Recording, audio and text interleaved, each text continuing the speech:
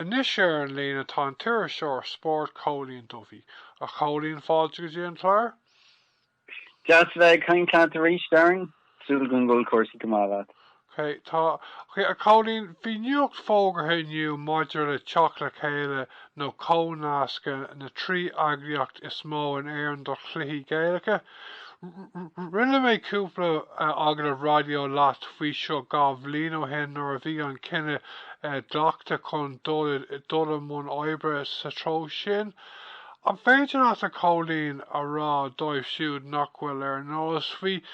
Can é an nuacht mhór seo a bhí fógartha inniu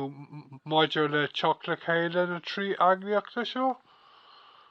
Well, it's okay mar luig tú an sin bhí mar caiint dá bhbliain ó hin nor thosaigh an próisis teach le chéile idir an Cumann Peil an Cumann Peil Gael na man nó an LGFA agus an Cumann comhnascadh. Ar nói Beidir golódíní den torm gwil na hagrachtí sáte lena chéile hana féad ach ní go hofigiúil cé gwil andul chun cín dénta go hartha le gá bbliain nuas ar nói rifa sin hí tracht ar an one club model golóir club na teach le chéile hana féin agus ag comhnascadh agus ag comhaidhrú le chéile mar club bháin ach ar nói mar dúirmid tan hagrachtí scartha in our era agus si de géirí teach le chéile an nuacht mhór fógartha an teach an seo ná I gceann trí bhliain eile fiche sa fiche seach gomach na haghaidh seo nasca le chéile mar eagraíocht amháin. Now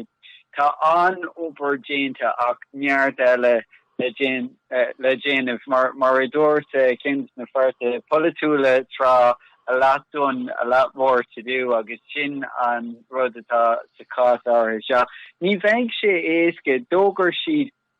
bhfuil glórdul chun cín déanta agus ag caint faoi políocht an uachtarán na tíre seo mar mac gile isa ar nói ise mar an cathaoirleach ar an board stúrtha le haghaidh teach le chéile seo agus rud mór is tóca rinne siad survey olmhór chuir mé héin cúpla freigraí isteach agus iiritas leis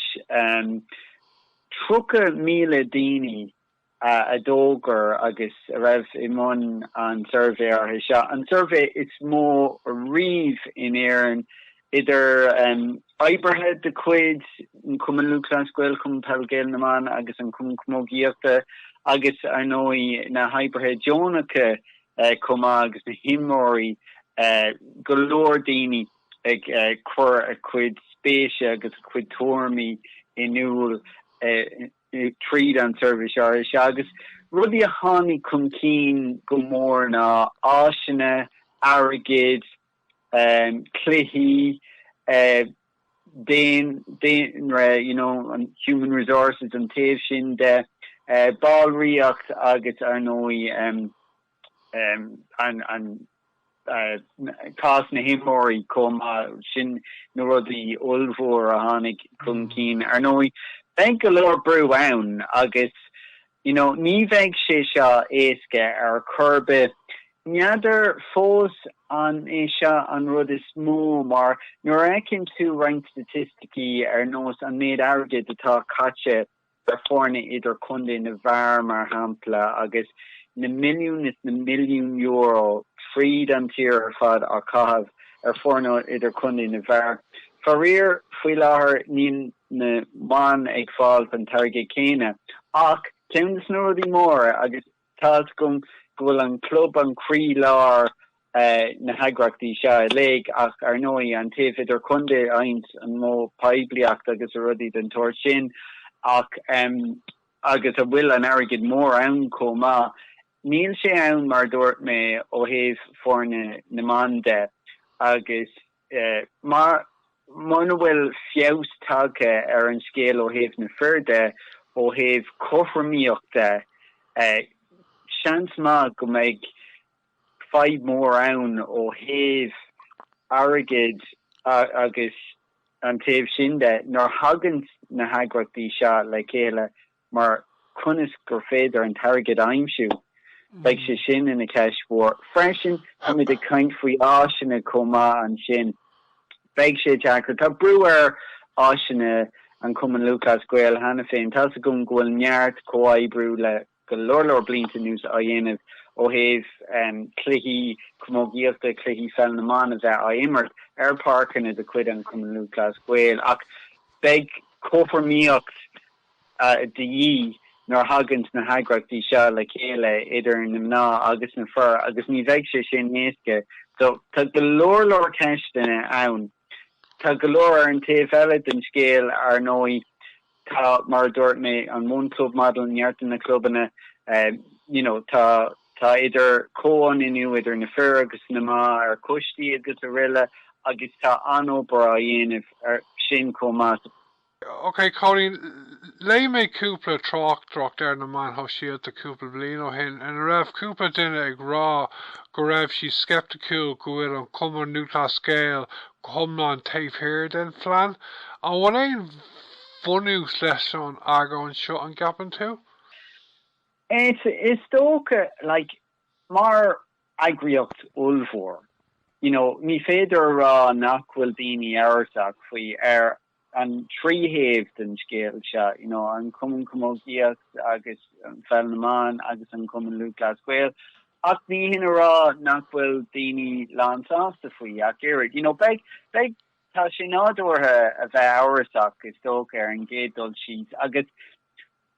cosú le Beiidir like bhí mé kaint faoi cuasaí políochta agus tá gon gur ceismóirí seo tá go leor daoine kaint faoi túisgurt na Éirinn agus poblacht na Éirinn teach le chéile arís agus ar nói go leor kaint faoi sin le starmint le cúpla seachtain na nuas tá sé teach chun cín arís. Tá sé fanis an rud mar an ggéine ar slí le seo beag hours ann beag bedding in period ann ní bheidh sé éasca an fiúe sin ceismhór like tá ar slí ní Beiidir ar slite eile ach taobh den scéal áirithe sin atá tú air caiig tú adbáil go méid feabhs tagtha ar go leor rudaí agus go méid ar a laid céimena chun tosaigh aáil ó thaobh coirmíocht de ó thaobh is féidir gat in a fálamón a chéile like tá penlamán agus Cumann comógaíocht ag déanamh andul chun cín ar slite átha Beiidir nach bhfuil an Cumann Lucas Gael a dhéanamh agus an taobh eile den scéal comá tá neart áisina agus ní amháin tá mé rá áisina ó thaobh airgid nó áisina ó thaobh áisina iad hain ar nós parkin agus a riile an Cumann Lucas Gael níos mó na haghaidh eile a comá lei sin is féidir fálamón taobh vidicus de like tá an forbert ar sin ar rudí éagsúla rudí Beiidir a úsáideann an Cumann comógaíochta agus an felamán hanna féin ar nós an go games agus a riile agus go leor rudí nachíd a comá lei sin tá scéim ag an Peil Gael na man mar hampla learn to lead gin and siad an orbert ar daoine a chóirt chun cín le skillna éagsúla chun fiabhsa chuir orthú hain agus ar nói a bheith tuairtearás rudí le an felamán agus bhí ócáil mór ar an program learn to lead again Cumann Peil Gael na man again der seachtain seacaite so tá go leor rudí éagsúla gur féidir lob fálamón a chéile agus ar nói tá na haimena céine ag na trí eagraíochtaí seo na cluichí Gaelach a chur chun cín comá agus hinará like go leor daoine caint faoin Cumann Lucas Gael go leor daoine caint faoin Cumann comógaíocht go leor daoine ag caint faoin fel na man ní féidir ling dearmad a dhéanamh ar nói go bhfuil cluichí cá mar cuid den Cumann Lucas Gael hanna féin go bhfuil líród lábha mar cuid den Cumann Lucas Gael hanna féin an bhfuil dearmad óanta déanta ar na spóirt na sin ag an Cumann Lucas Gael sin ceist gur féidir a raigart slite átha comá, so an taobh do sin, slí orinthe tá dearmid dénta ag roinnt den Cumann Luachlas Gael fiú an amháíocht. So tá mé gardú ceistena an sin, food for thought a town, ach de réir mar hiigem it's rud ma seo na haghaidh seach le chéile ach tá neart le déanamh fós chun é seo a bheith na gceart. Ní bheidh sé na gceart go thomláin i fé seach ach irid, so bheidh le feicáil ach